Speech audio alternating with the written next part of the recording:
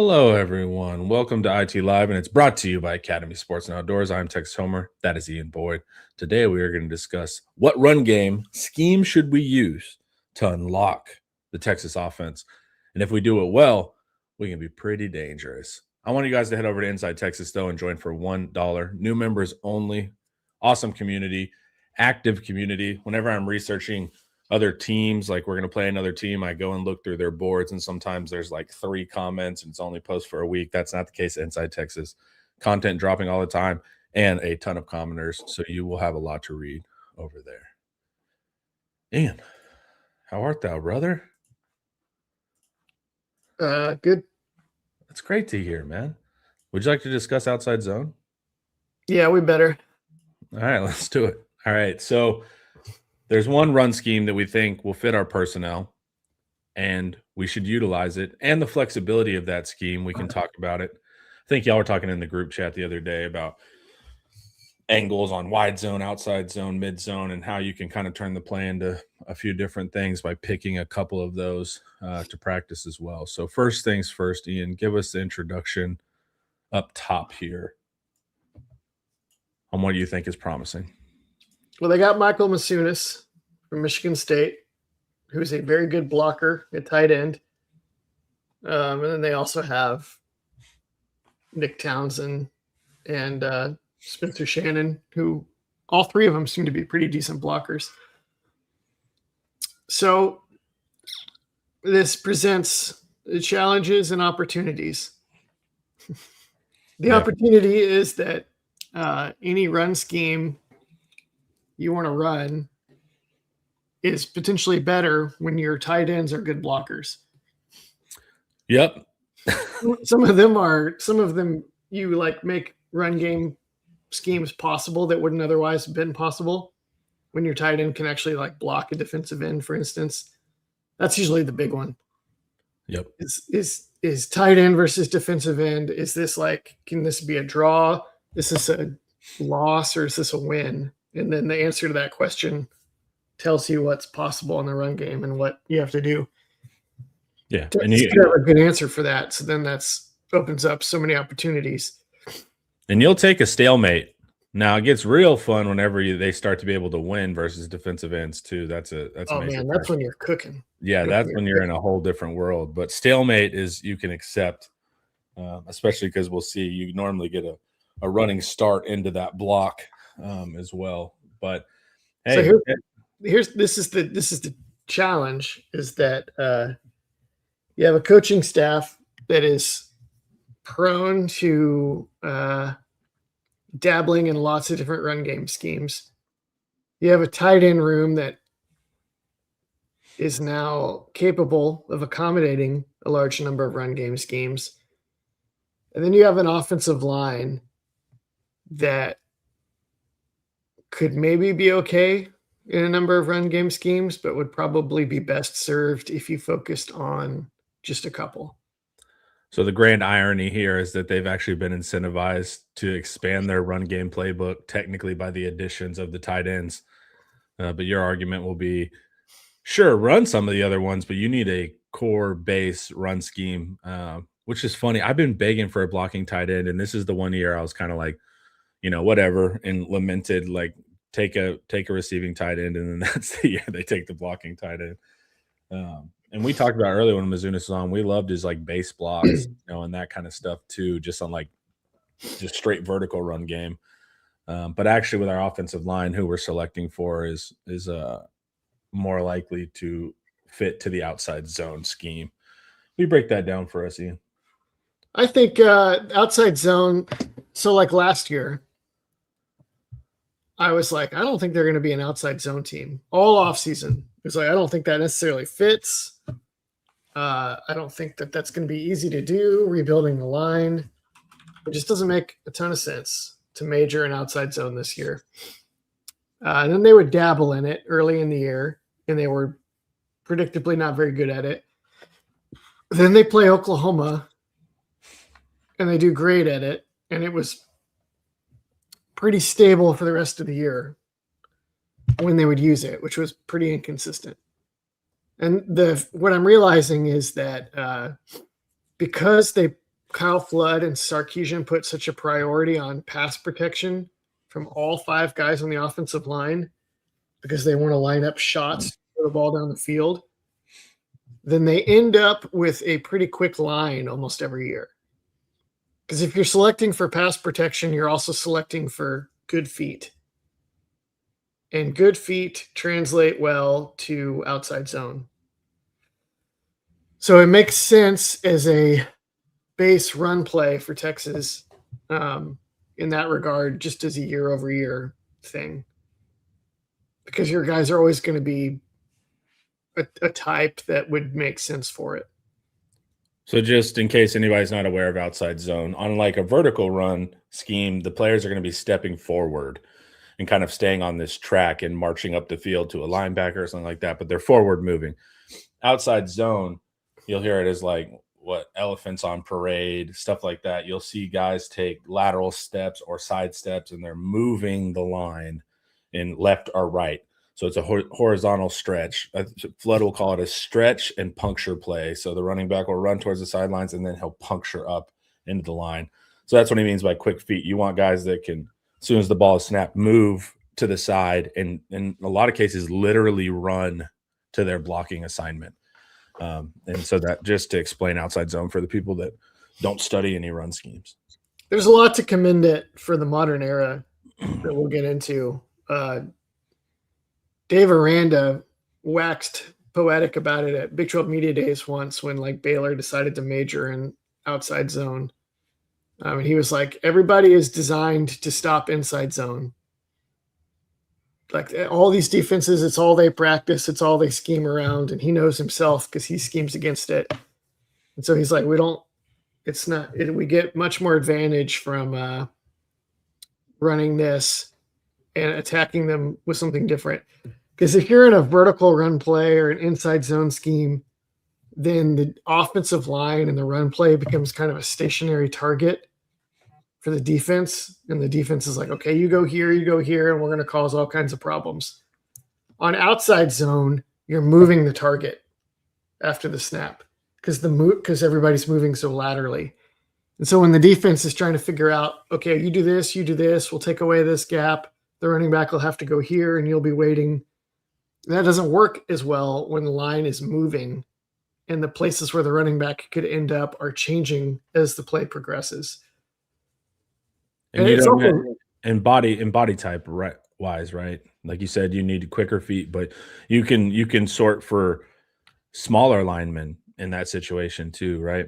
Because outside zone was really for the disadvantaged, right? That didn't think that they could just push around a defense vertically. So they came up with some other options. So you don't even need the traditional Mauler style of player for this. Yeah, I think the quick-footed guy that may be a little heavier, even as long as his feet are good, is actually pretty effective on this. The ideal outside zone lineman, it's pretty good for anybody that can move laterally and who can learn to work in a team. I guess this is true with every run scheme, actually, but the 6'2", 300-pound, tireless mauler that loves to get under somebody's pads and just push them every play is the best for outside zone.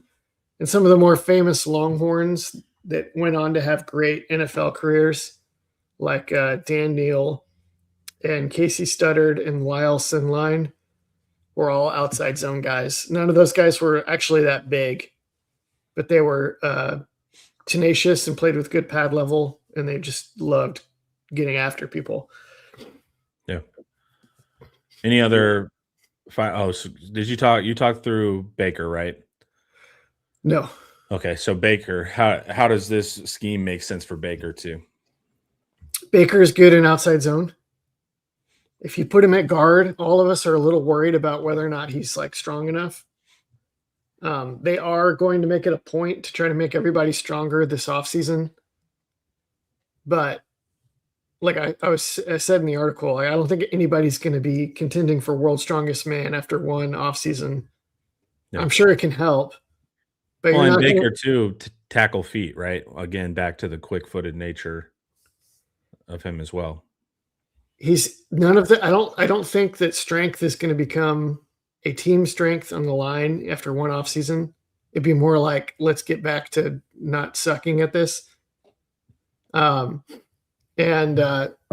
Baker is quick on outside zone. The other advantage is if you're really strong, that's great.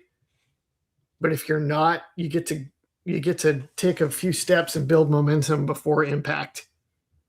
And you're not necessarily trying to drive someone off the line initially, which is when you need power and strength. You're like moving and you make contact with them, and then they're like, I need to get over here, but I think the running back may be over here. And then they lose their leverage, and then you start to be able to push them down the field when you're doing it right. So it fits well for someone like Baker that is, again, kind of like your Longhorn greats of yesteryear. He plays hard. He plays with good motor, and he's got quick feet. So on something like this, you can turn him into a much more physical run blocker than you would otherwise think. And also, if you're moving the point of attack and the defense is playing single gap, they're going to move with you into and stay in their gap. And so they're handing you your leverage in a lot of ways and in a lot of situations. So basically you're able to take them where they already want to go. You're not trying to work against their net. Now, if they start slanting and all of that stuff, that's where you run into trouble. But if they just try to stay in their gap, they're going to move for you. And then you can just kind of, at one point, after you stay square long enough, then you can just turn your shoulders and create that lane for the running back to puncture, as Flood says, too. So there's a natural built advantage on a lot of those blocks. The trick of it is that, I don't know if this is the right time to get into this, but the trick of it is that you have to be good if you're all moving sideways and the defensive line doesn't, or they're moving in a different direction, then you have to be really good at maintaining a bit of a wall where you're not letting guys just run through you, where you're like, okay, skipping this guy and going to the next guy, and then your next teammate doesn't know that he's coming, and then he just runs by him. When outside zone is done poorly, you get quick penetration by defensive linemen, and you get offensive linemen looking back like, oh, shoot, wait, was that me? Which they shouldn't do.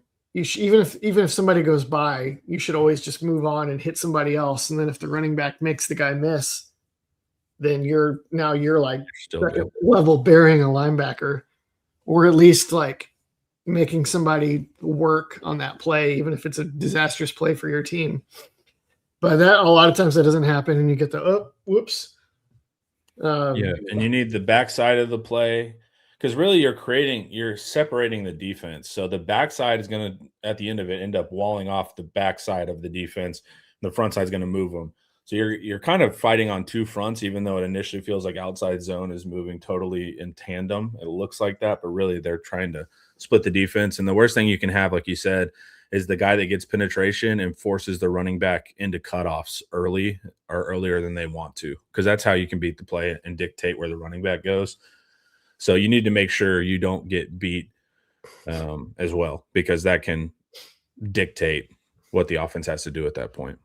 Yeah, if you hold up on the front side, it buys the backside more time to start getting push. Yeah. Like you see that with like DJ Campbell a lot last year. If the front side is good, you give DJ Campbell enough time, and whoever he's blocking is going to like starts to lose their feet chasing the play, and then he's going to drive them way back off the ball. And now all of a sudden the lanes for the running back are getting huge. All right, here we go. Let's watch a clip from outside zone clip against Michigan here.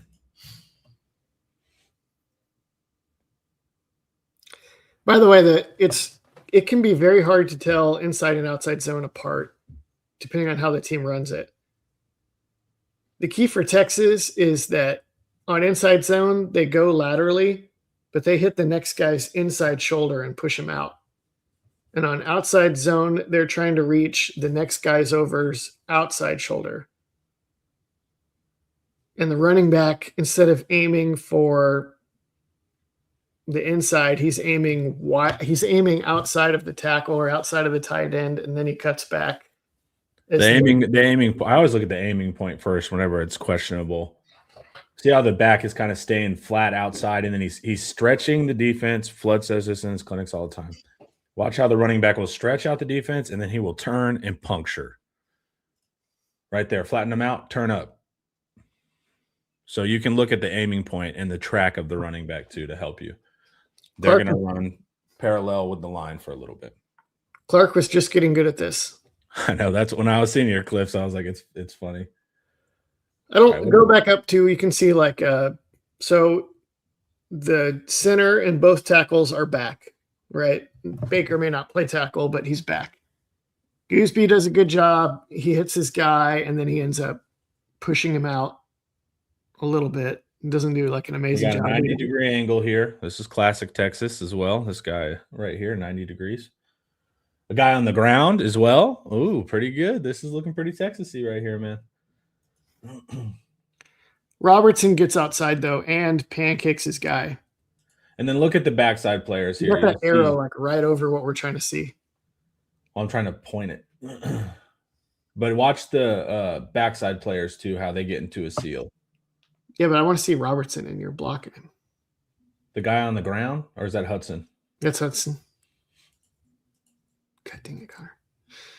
What am I blocking? There's like that black. Oh, that's mine. It's you. Yeah, that's not me. All right, so what would you like to see here? I don't know. Just you see Robertson gets laterally effectively. Yep. I don't know that most people consider Robertson to be kind of an average center, average power force center. Yeah. But he knows how to do this play, which is a big plus. But I was also saying, look at the backside. They've gone and cut off the backside. So they're not all totally moving together. They move together a little bit so the backside can secure, and now you've separated the defense. This one is also, they're doing it with no tight end, right? Let me see. Doesn't look like it. And so when you do it with no tight end, then your backside guys often execute man blocking so that you can throw an RPO, which they have on bottom. Down here. And you're not letting somebody just run at the quarterback's face. Instead, your back two guys are like man blocking and pass protection, while your front three are zone blocking. Yeah. All right. It's not a great example for that reason, because normally you'd have a tight end, but. All right, let's look at some of these questions. Stop getting complicated. Start just kill your opponent over and over again with the same player, same concept. Homer Ian, we need to punish our opponent in 2026. You need that mentality to win a natty. We're not going to do that. Yeah. That's just not what it is, you know. Sark will hunt bad players. He has no problem with that. He's very good at that, but he's not going to get super simple necessarily. Yeah. And you have to look at the way of like punish our opponent. Like if punish means vertical run game, pancaking everybody, that's not going to happen. But if you punish your opponent by bleeding their leverage and taking advantage of their leverage on outside zone, and you're still getting 5-6 yards a clip on outside zone, I mean, that's punishment. But if it's the traditional sense of like mauling, that's just not what it is. Unfortunately, everyone would love that to be the case. It's just not the case. So you can punish them in a different way, I guess. We have seen Texas, when the other team can't stop outside zone, we've seen Texas really lean on people with it. Like Clemson. Yeah, Clemson was a really brutal one. They were just totally taking. If teams struggle with gap soundness or their style of defense lends to them out leveraging themselves because the number of games they play or they're a single gap fire defense, that's why you see a lot of success versus OU and A&M with this run scheme.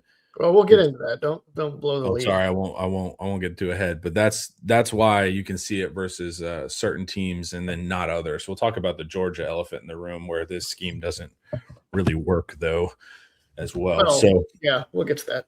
Yeah. So, but yeah, I agree. You need to punish, but it's like punishing is not calling off the dogs until you've read. I'm with that 100%, dude. I hate the get up by 10 and then, you know, dominate the coach intellectually. Like he knows you beat him when you went to bed, but like it's I want to see depth and run up score. And the committee's so unsophisticated. I've said it before. Sark took a shot at Cristobal, like, oh, I guess you just have to run up score at the end. And it's like, yes, you do. Like they're that simple.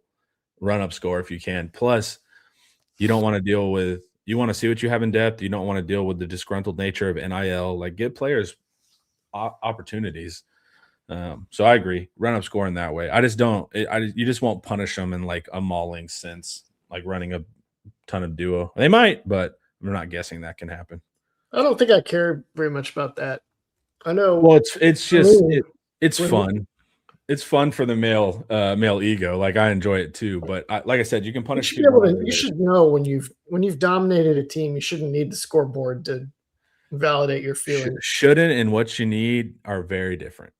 Because we know intellectually that you can demolish a team by 10 points, and there's something almost more evil about it.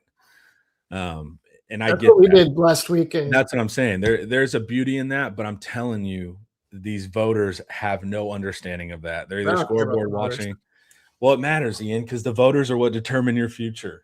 And wins are all that matter. If you have the wins, it doesn't matter.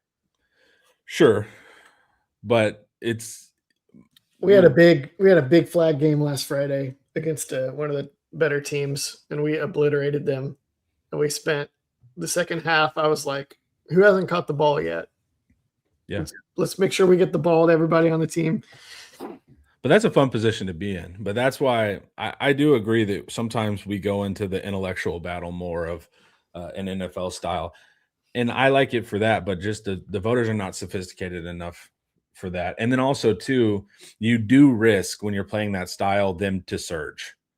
Like you are holding them by 10 and then they just pick you apart in the fourth. So it's like you have to be worried about that too. If you can exercise control, that's why you do it. If you can't exercise control, then you better go score 10 offensive touchdowns. But it's hard. Sometimes it's hard to know. Like you're in the fourth quarter and then the OC just goes, you know what? Screw it. Like 4 verts every play. But I've never seen Sark struggle with outside of the very first year when the team was garbage. I've never seen Sark struggle to maintain separation and control a game with the lead. Even while what are you talking about? The joke used to be like we would get up 31-17 in the first season when the team was terrible. But every year after that, can you name a game where Texas had a big come from behind loss? So I won't give you. You're right on like actually come from behind loss, but getting too comfortably close, like Kansas State. That's for fans though. That does not matter. If you get the W, you get the W. It does matter for the box score watcher voter. So it's like whenever they come back, the wins, that doesn't matter either, because they're simple enough where wins matter more than. I agree. But it's like, yeah, Kansas State is one. Vanderbilt was. They didn't lose to Kansas State in 2022. Correct. I'm not saying end up in a loss, but I'm saying why would you even want to end up in those situations? That was also freshman quarterback or redshirt freshman quarterback. What was Malik Murphy playing with a bad back and throwing up picks because he didn't want to get hit, and then a chance fumble by like a freshman running back. I just don't think you value to playing that game. Like letting Vanderbilt get close at the end, some ref help for sure. But like that's not even that. I disagree. We stall all the time. Like we go without third quarters all the time without scoring. See, everybody's mentioning like these are all wins, guys. Voters didn't use the wins against Kentucky and Mississippi State against us. They used the losses against Ohio State, Florida, and Georgia against us. If you win one of those games, why play that game? What? Why play that game? Because it's actually safer. If you can control a game, you actually protect yourself. Rather than if you're trying to pedal to the metal in a 16, 17 game season, you're going to end up wearing out your own team, and you're just taking body blows that'll matter later down the season. But I think at that point too, you can get comfortable and then go to depth, but still try to score. You know, This is ultimately philosophical, so you can't be right or wrong. It's just whatever you like. I don't like But it because I think you're playing a dangerous game for no reason. it's not dangerous, obviously. Sark is good at it. If it's dangerous, they would be losing games. They don't ever lose these It's games. also like you're on the highway and you almost hit a car and you're like, all good. It's like, no. If you're almost hitting cars, it's still not a good situation to be in. You might not have wrecked, but it's still not a wise practice. There is a danger to chasing touchdowns when you have a comfortable lead. You can get into 3 and outs that way. There's a reason that he chooses the more conservative path. And because he's actually good at it, I don't know why we would complain. No one has mentioned a single game where Texas let the other team come from behind and win. Other than I'll give you that. They've been good. It gets a little nail bitey down 3, like having to stop the final drive when it feels like if you could have just added 7 throughout the second half, you wouldn't be in that at all. And so I'm not asking like you need to win 60-20, but just a little more cushion can keep you out of that situation and that potential reality at all. I don't think that's really a thing. If people talk about like Kentucky or like Kansas State, they didn't necessarily get conservative in those games. They just couldn't do anything. Yeah. If they could have scored more against Kentucky, they would have. It was not a choice. Yeah, I agree on that one. Like voters did use those against us, but that was more because we literally our defense got absolutely shredded in Mississippi State, and then Arch couldn't complete a pass again versus Kentucky. That wasn't like a game management flaw to me. I don't think people really use that against us. Well, I don't know. We beat 2 playoff teams. That was like a third tier argument. That's just something that people use to cover their bases when it's really just about the loss column. Correct. Because what it would be is, well, you guys lost to Florida, and then we would have all these counters, right? And then they would go, finally, when I'm at my third, well, and you guys played them close. So it was an add-on. It was a attempted layered argument. All right, before we get to this next one here, let's hear a quick word from our wonderful sponsor, Academy. Fast one. Same-day delivery powered by DoorDash. All right. Is this outside zone here again? There's still more comments on this that I want to fight back with. Ryan Nelson says, elite teams, don't let those teams back in the game. What does that mean?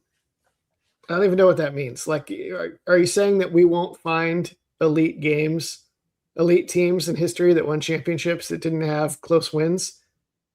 That's not going to hold up in court, Ryan. Or close wins or close come from behind wins. Or things are like the other team made like a late cover or something. Like that happens to elite teams all the time. James says, a team coming from behind and forcing overtime kills the value of the win. It very much doesn't, because then the standings the next day, there's no asterisk on your win. It just says win. So it doesn't kill the value of the win. It's one of those things where like humans are more complicated. Like they might not voice that on the committee, but I check mark it. Like whenever we're like, say we're going to face Georgia at the end of the season, we always say, well, Kentucky played them close. Ole Miss played them close. Like it's kind of like you don't really say it as your core reasoning, but you do notice, and that's why like, and these aren't the CFP committee, but you're on Twitter, everyone's like, Texas A&M played UTSA close in the first half. Like people do notice that. And you would notice if a team was a national championship, they played equal schedules. Team was a national champion and they won every game by 3 versus they're going to play another team for the national champion and they beat the same schedule by 45. Like there is something of tangible value there. Okay. But if you go 11-1 and you make the national championship to play that juggernaut team you've described. Yeah, but then you can play that same game when you're like selecting for 10-2s. You could be like, these two teams are equal, but this team has played a bunch of people close and this team is dominating. Here's the simple factors that matter for Texas. Did you avoid losing too many games? And are you Texas in an enormous TV and in-person draw? But also I would argue your probabilities, and you don't like these way of thinking, but it's physical reality. If you're getting into closer games more often, you're more likely to take that magical third loss. Just duh, right? So it's like your argument is like you can play close and still win, you're good. But it's like, yeah, but No, still but I'm being not. in that situation That's not the versus same not. thing. That's like we are not good enough to put teams away. That's not the same as Come from we- behind. That's not the same as we are good enough to get up on a team and then not need to try to score a lot of points to secure a win. You know what I mean? Yeah. But That's not the same thing. If you're like constantly in close games, it's not because you're too conservative. It's because you're just not that good.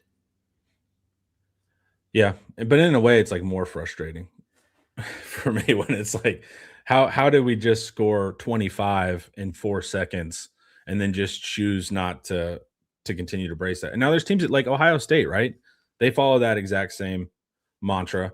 Now it didn't work out this year with it, but they had that kind of get up enough and then game control. It's a philosophical argument. I don't I think think that it's was really I don't know if that's normally Ohio State thing. I think that might be a Julian saying, and protection clause. and we used up our opening script thing. And it's been that for Texas a few times too, obviously. Yeah. It's like, why did they score so quickly and now they can't, now they won't score anymore? It's because they used up the script. But that's also They're not exactly. good enough. But that was kind of, the theme is that like Texas would score 17 off the script and then not. And then it's like, well, if you can't play off script, are you a good team? And so, Here's one more on this, because Jackson Miles asks, is running up the score not trusting your defense? Y'all are begging the question a little bit, which is you're saying go for the big win and keep scoring on purpose and never stop scoring, as though that's like it's like easy, also easy to do. easy to do. Like Right. don't just try to control the game and bleed clock. Keep scoring and never stop scoring. It's like, well, these are both really hard to do. Right. I do It's agree. not with actually a choice. There's like you know. Everyone would choose that if it was that simple. It's like just beat the guy, just win every boxing fight, and you're like, okay, Just knock him out with every punch. yep. Just keep scoring with the backups in. It you choose how you want to orient your team, and then you do the best. Yeah, I think Indiana has also gotten people like, hell yeah, brother, keep swinging. Indiana's not even like what? I'm talking about like running up score on Oregon and all of those things in the playoffs where they would just keep rolling throughout the whole game. Well, It's the Signetti interview of like, look, if we're trying to score in the first quarter, we're trying to score in the fourth quarter by high. It's like the standard's the standard, and so that's his thing. That it's like it doesn't coaching BS. I understand, but it's coaching BS that materialized on the field. Oregon threw interceptions, and if you load the box on an RPO team, then they throw. I think it's a little more simple than that. I don't think it's a little different than Indiana plays to win on every play. Indiana just takes what you give them. And if you, so what are your downsides of just trying to keep scoring? What do you think is such a negative reality there? I think it's great if that's what you're good at. I think either option is great. But I'm like, Sark is really good at this option and it makes sense. So I don't have a problem with it. But it's technically risky. If you try to score a lot, you're potentially increasing the number of possessions in the game, so the other team gets more possessions too. Mm-hmm. You're leaving your defense out on the field more often, which can accumulate points given up and injuries and whatever else.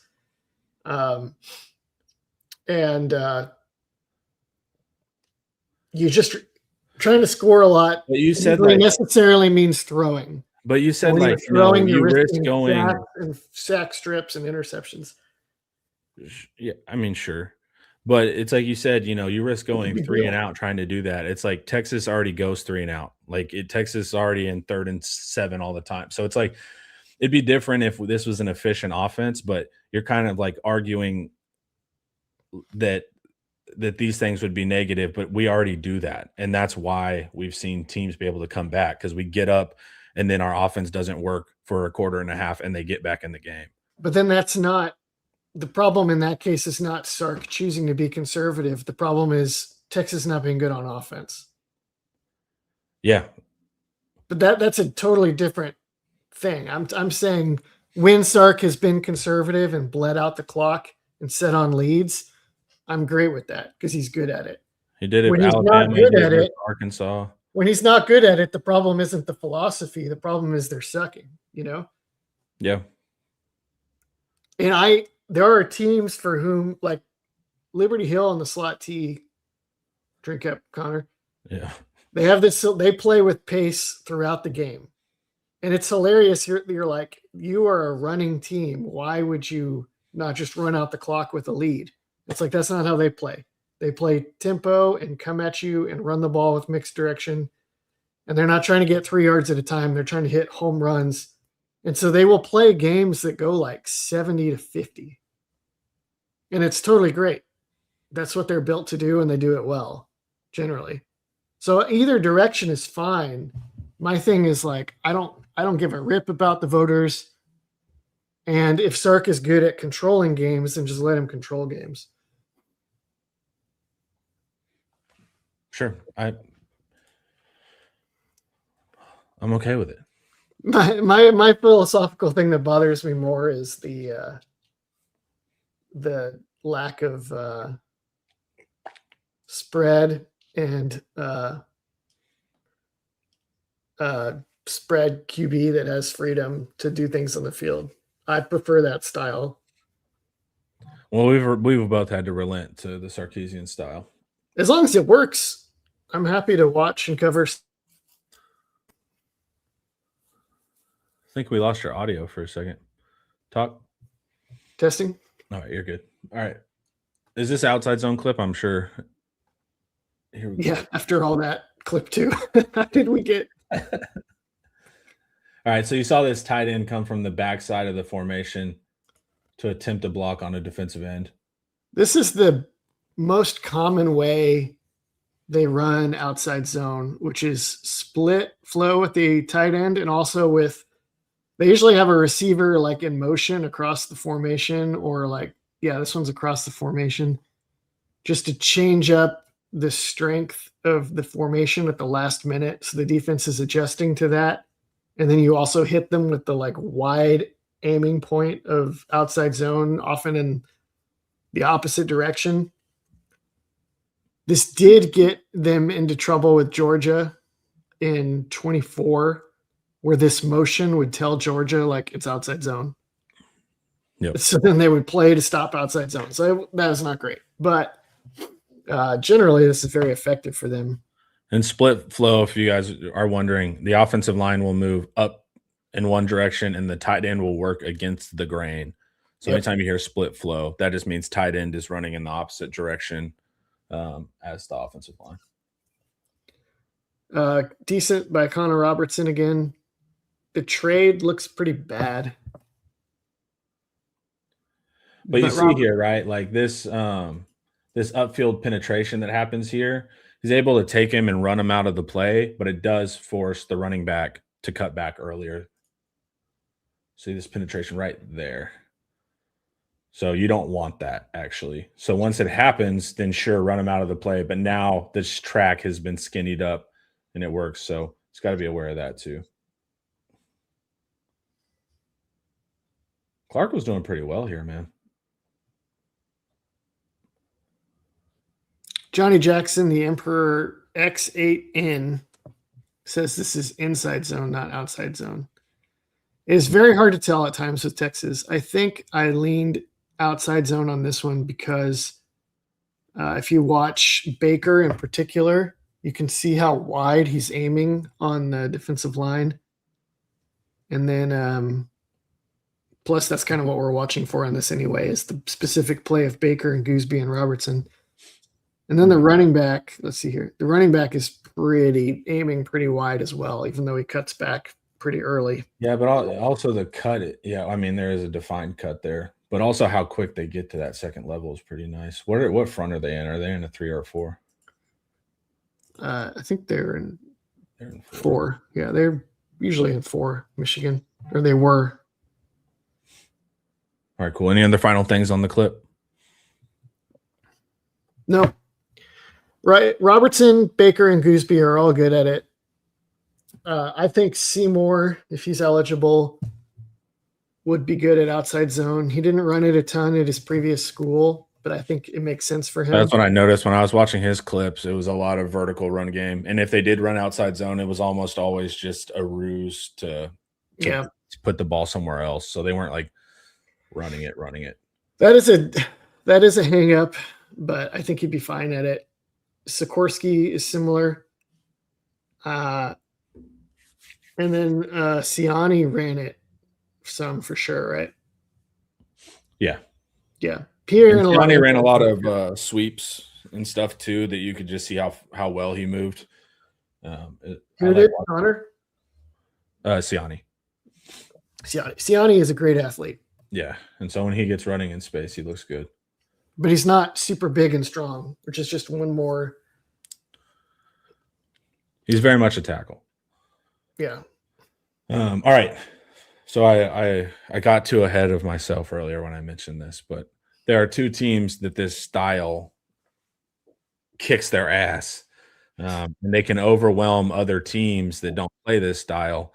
But this is why Texas generally makes light work of Oklahoma and Texas A&M, which is if you could choose 2 teams to have a advantage like that against, it would be these 2. So can you explain, Ian, why this is effective versus them specifically? You got into it earlier. Oklahoma loves to game their front. So meaning like slanting defensive linemen or stunting them around into unexpected gaps. They love to run blitz.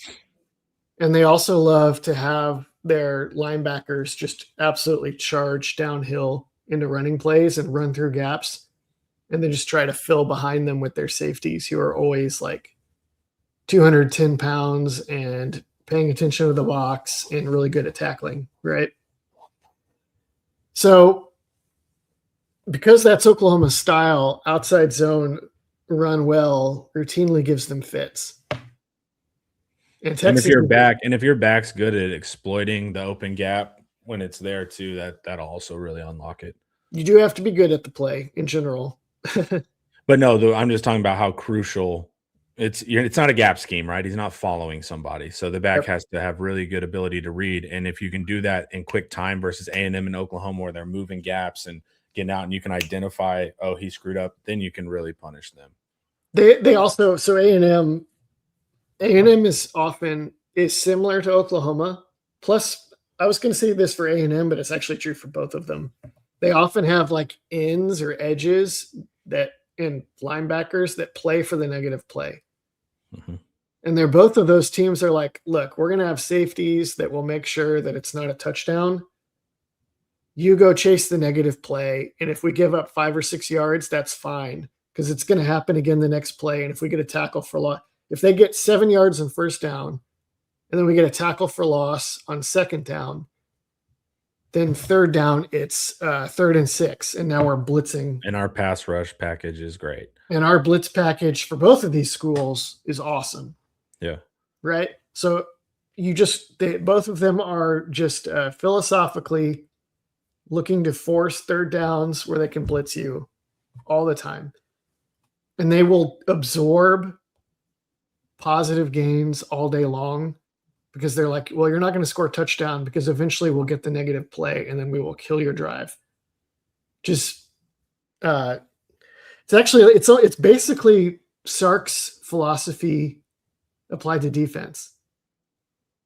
Where it's like the big play is going to matter a lot more than the down-to-down play. So down-to-down, do what you will, but we're going to win the big play and then we're going to win the game. And they're both very good at it, except against Texas and outside zone. Yeah.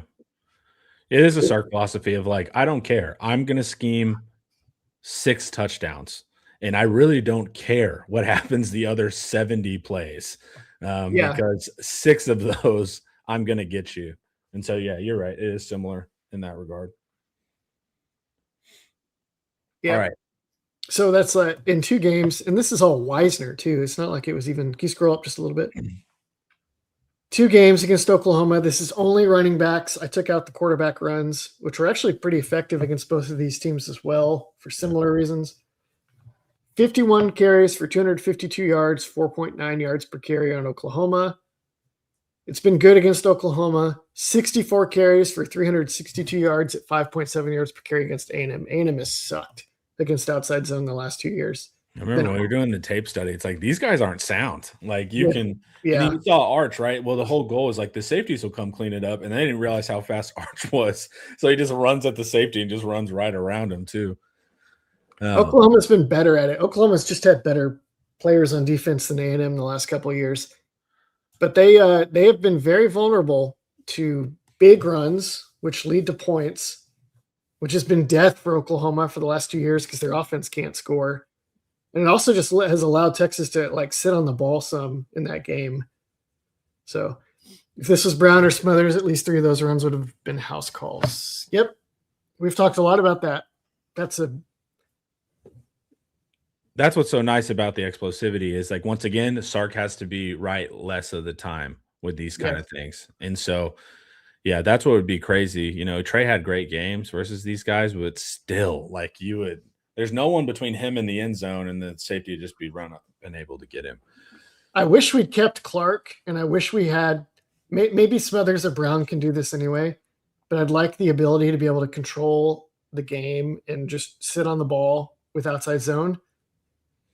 But it is brutal if you're facing outside zone and you're like we're going to try to create negative plays team like Oklahoma or A&M.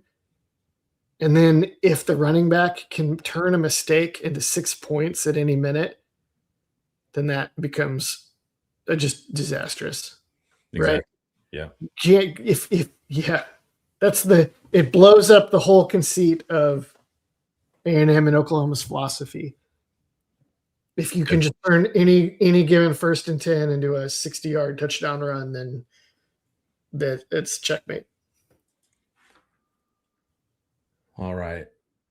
You have some stuff about Peyton Manning here.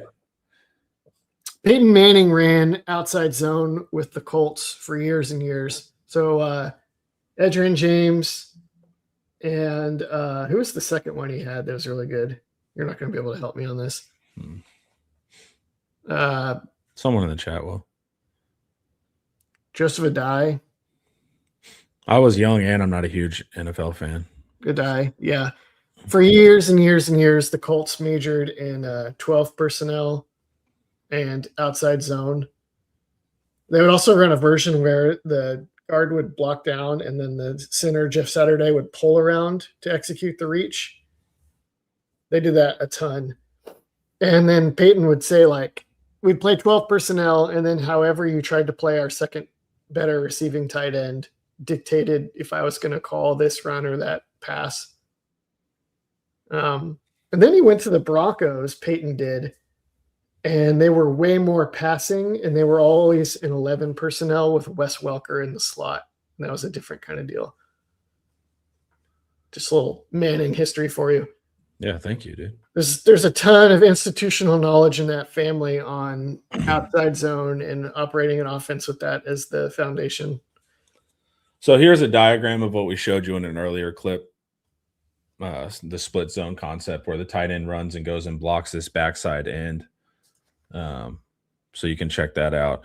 And the other option, so either you can take a tight end and block the end, or you can turn it into a read where the quarterback is reading that backside end. But Texas generally just blocks them. That way the offensive line right here can work play side. There are situations where the tackle can block them straight up. There's situations where the tight end, and there's situations where the quarterback can read it. So there's variables, but generally this is the play style you're going to see outside zone run with Texas. The trick with this, so 11 versus 12 personnel is kind of the thing here. It's great from 11 personnel. This particular split outside zone play has been very good to Texas. But the next one in 12 personnel, when you're actually good at it, and that Y can block that E, now your H, your 6, your your tight end Y and your 5 offensive linemen are blocking the edge, the end, the 2 defensive tackles, and the 2 linebackers. So that means your H is blocking somebody else. So if they're in nickel with 5 defensive backs, that means he's blocking a defensive back. And he is Nick Townsend. And then So Mizunis is Y. Yeah. So Townsend is H. So this is awesome. Like, you will pulverize these teams unless they take that in nickel defender out and put in another defensive lineman or a linebacker. And then when they do that, you throw blah, blah, blah. And then exactly. And then you start taking shots. Or you still run it, and he's just like, that's great. Townsend's going to go jack up your linebacker too. Heavy But metal. this play becomes very dangerous if your Y tight end can block in line, and then if your H is a good lead blocker. And Texas has Masunis, who's a good inline blocker, and then they have Townsend, who's a ferocious lead blocker. They could even, if you watch the 49ers this year, 49ers would have George Kittle as the inline blocking tight end Y, and he's really good at that. And then they had that fullback, Kyle Juszczyk, at the H. And he would move back and forth before the snap. He'd like run from one side to the other side. And the defense would constantly be adjusting, like, oh, Juszczyk's over here. Oh, Juszczyk is over here. And then he would either do that after the snap, or he would run back the other way, or he'd lead in the middle, or he'd run outside on a route. And Kyle Shanahan was just playing mind games with defenses just by moving Juszczyk around in the backfield. So they're stopping the defense from reading the move tight end. Because if you, like for Texas, one thing you could do if you had the key is just wherever the opposite of the tight end is going, assume outside zone is going the other way. But by constantly moving the tight end around and not letting them see where he's going, they're able to disguise that better.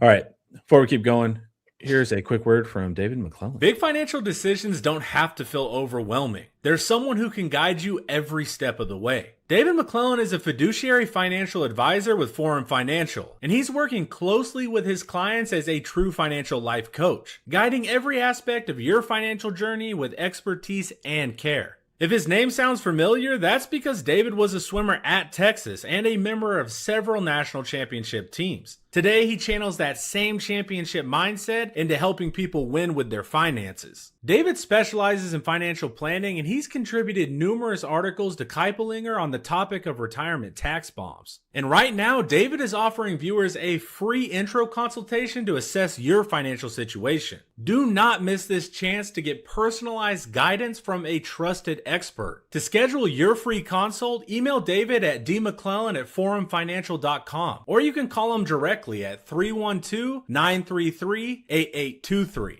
The contact info is in the description. All righty. Cool. We got through the diagrams.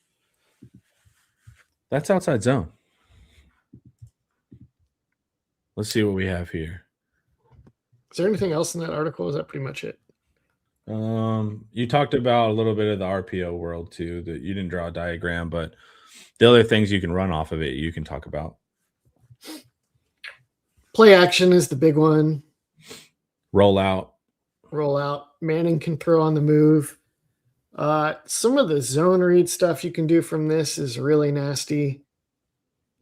So you can get to quarterback run off of this. You can get to RPO off of this. Manning can fake handoff right here and roll back.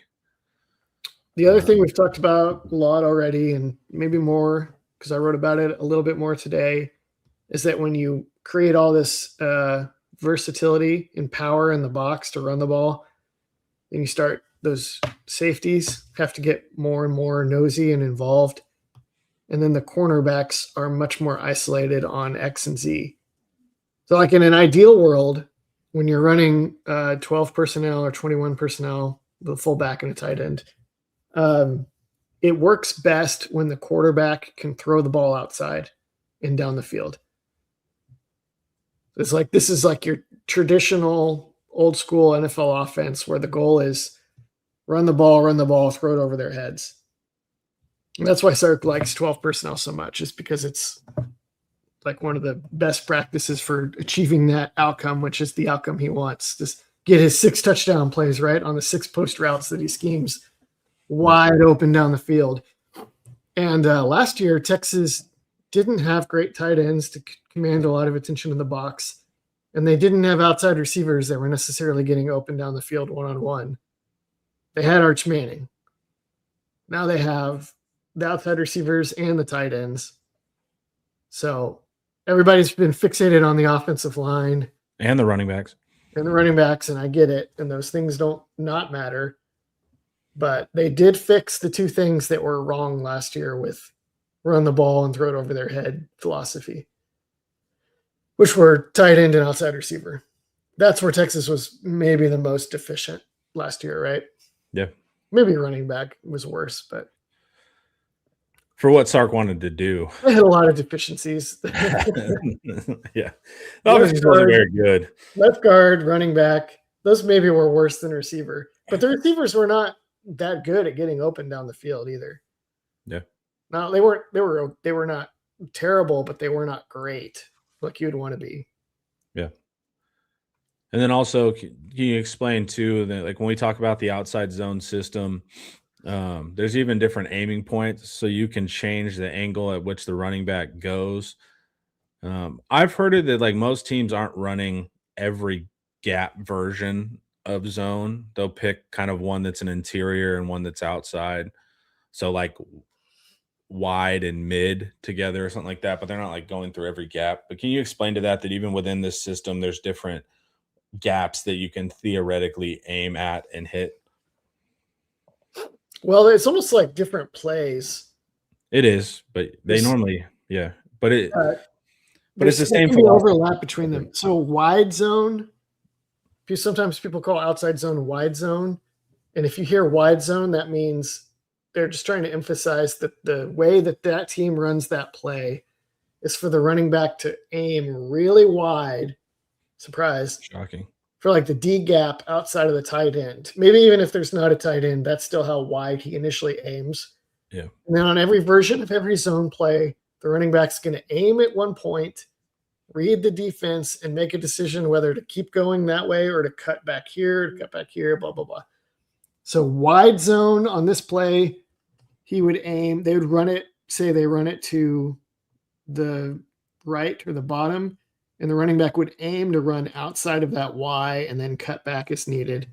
Yeah, on this kind of normal outside zone, he's aiming for like the tight end or just inside the tight end. Potentially, it depends. On a play called mid zone, I think on mid zone, the offensive lineman does not aim as wide on the other team's defensive lineman, but they still take a lateral step, and the running back's going to aim for the C or the B gap. So inside of the Y or across from that T, and then cut back from there or bounce from there. Inside zone would be the line does not move as laterally, and they're looking to push people out. He's going to aim for B or A. And then tight zone, which becomes just completely indistinguishable from duo. The lineman doesn't really get very lateral at all. They focus on getting double teams and push. And the running back would actually probably get the ball on the other side of the quarterback and aim for that backside A gap where the nose tackle in is, and then make a decision from there to cut backside or to potentially, as Herman often taught it, to cut front side if the linebacker's over pursue.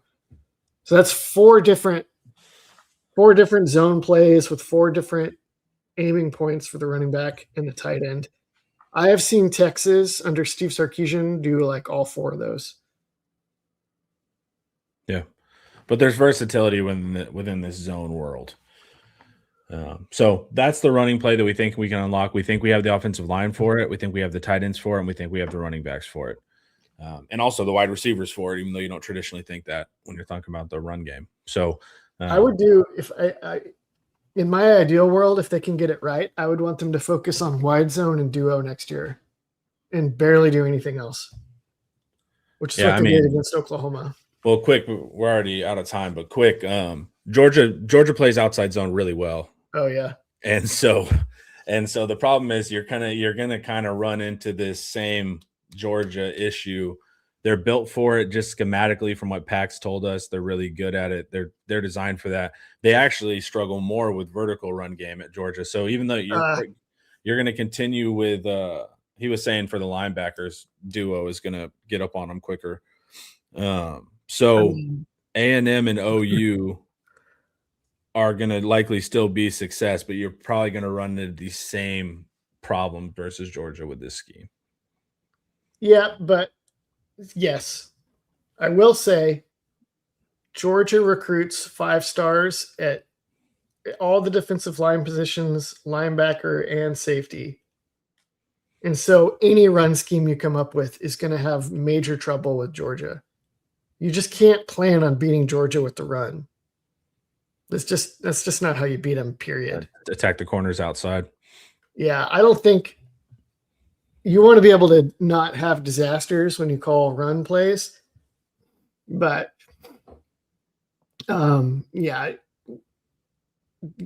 don't want to build your program on how do we run the ball against Georgia, because you're not going to. So, well, that is the problem. Whenever you build towards beating one team, it's like that's great, but so now you beat Georgia, and now you're struggling with A&M and OU. So it's like there's also that thing too, where solving for one doesn't solve for all.